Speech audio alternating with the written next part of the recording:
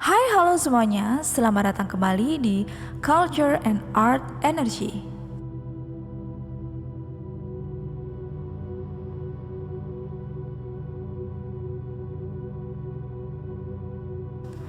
Dewa Ruci.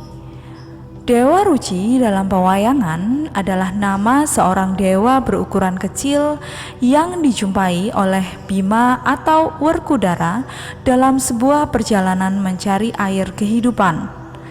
Nama Dewa Ruci juga merupakan lakon atau judul pertunjukan wayang tentang dewa tersebut yang berisi ajaran moral dan filsafat hidup orang Jawa.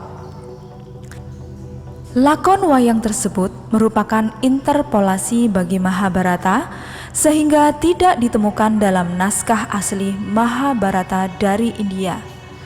Lakon Dewa Ruci berkisah tentang kepatuhan murid kepada guru, kemandirian bertindak, dan perjuangan menemukan jati diri. Menurut filsafat Jawa, pengenalan jati diri akan membawa seseorang mengenal asal-usul diri sebagai ciptaan dari Tuhan.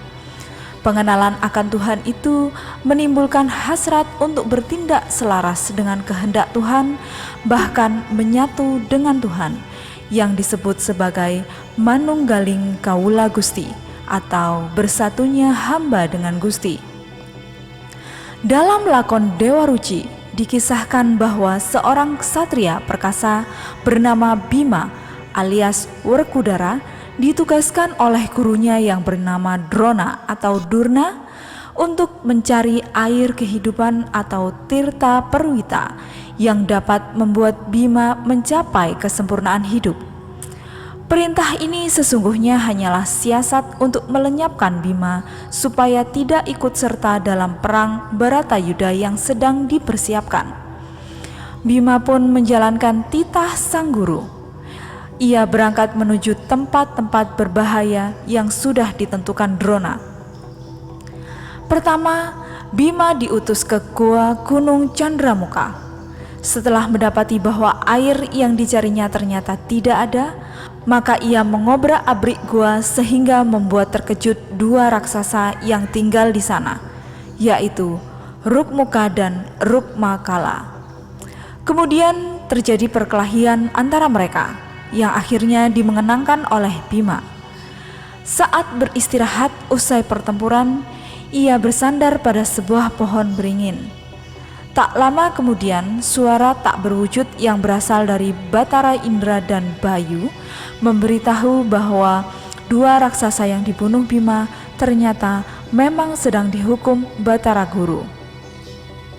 Lalu mereka memerintahkan Bima agar kembali ke Astina karena air kehidupan tak ada di gua tersebut.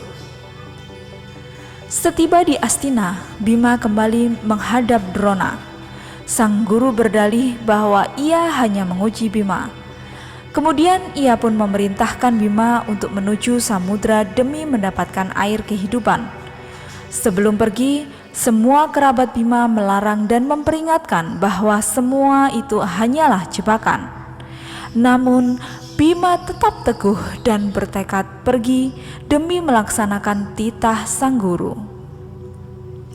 Sesampainya di tepi samudra, ia menenangkan pergolakan batin dalam dirinya sebelum memasuki samudra raya itu. Berkat kesaktian Aji Jalasegara yang ia dapatkan dari Batara Bayu pada perjalanan sebelumnya, Bima mampu memasuki dasar samudra dengan cara menyibak air. Bahkan ia sanggup bernafas di dalamnya. Seekor naga yang menghuni dasar samudra segera melilit Bima. Setelah bergumul cukup lama, ia pun menikam kukunya atau pancanaka ke badan naga, yang akhirnya merenggut nyawa naga tersebut. Di samudra yang sama, Bima bertemu dengan seorang dewa bertubuh kecil bernama Dewa Ruci, yang wajahnya menyerupai Bima sendiri. Besar dari Dewa Ruci tidak lebih besar dibanding telapak tangan Bima. Dewa Ruci memerintahkan Bima untuk memasuki telinga kirinya. Namun, dengan sebuah keajaiban, Bima berhasil masuk ke telinga Dewa Ruci, dan di dalamnya Bima mendapati dunia yang maha luas.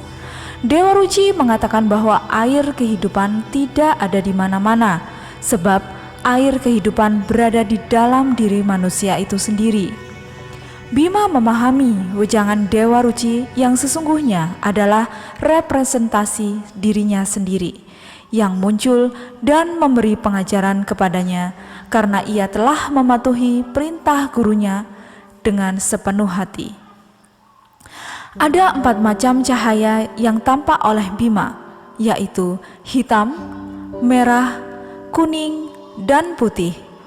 Menurut Dewa Ruci, cahaya itu disebut pancamaya, ada di dalam hati manusia. Sedangkan yang berwarna merah, hitam, kuning, dan putih adalah penghalang hati. Yang hitam melambangkan kemarahan, yang menghalangi dan menutupi tindakan yang baik.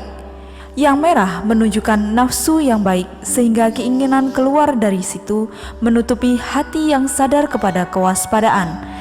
Yang kuning hanya suka merusak, sedangkan yang putih berarti nyata, hati yang tenang, suci tanpa prasangka, unggul dalam kedamaian. Sehingga hitam, merah, dan kuning adalah penghalang pikiran dan kehendak yang abadi, persatuan sukma mulia. Lalu Bima melihat cahaya memancar berkilat, berpelangi melengkung. Menurut Dewa Ruci, itu adalah kemampuan manusia untuk berwaspada, yang disebut sebagai pramana. Pramana menyatu dengan diri tetapi tidak ikut merasakan gembira dan prihatin, bertempat tinggal di tubuh dan tidak ikut makan dan minum, tidak ikut merasakan sakit dan menderita. Dewa Ruci juga menjelaskan tentang sukma sejati serta persatuan manusia atau kaula dengan Sang Pencipta atau Gusti. Setelah mendengar perkataan Dewa Ruci, perasaan Bima menjadi bahagia. Pelajaran kisah Dewa Ruci merupakan alegori tentang hasrat manusia yang harus terus ingin melacak keberadaan Tuhan, dan dengan nalarnya ia melakukan penjelajahan. Menurut filsafat Jawa, manusia disebut sebagai jagat cilik atau mikrokosmos atau dunia kecil, sedangkan semesta raya disebut sebagai makrokosmos atau jagat gede yang merupakan manifestasi dari Tuhan sendiri. Jagat mikrokosmos sama luasnya dengan jagat makrokosmos. Di sana rahasia ketuhanannya diberi petunjuk. Siapa yang mengenal dirinya, maka ia akan mengenal Tuhannya. Semoga informasi ini bermanfaat untuk kita semua. Jangan lupa like, komen, share, dan subscribe channel ini, karena kita akan memberikan informasi-informasi menarik lainnya. Sampai jumpa.